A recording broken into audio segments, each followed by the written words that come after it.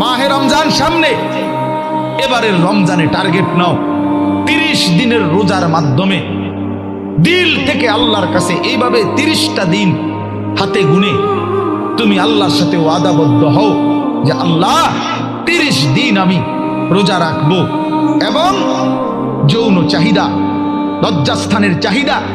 অশ্লীলতা, বেহায়াপনা, নর্তকী, নাচ গান, উলঙ্গ ছবি দেখা, নারীকে নিয়ে চিন্তা ভাবনা, মেয়েকে নিয়ে অশ্লীল চিন্তা ভাবনা, অবৈধ কোনো প্রেম সম্পর্ক, হারাম কোনো রিলেশন,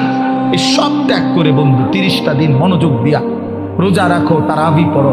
ইফতার করো, সাহারি করো, তাসবিহ পড়ো, তেলাওয়াত করো, কোনো আলেমে দ্বীনের সাথে উঠা বসা করো, ইমাম সাহেবের সাথে সম্পর্ক করো। ইনশাআল্লাহ দেখবা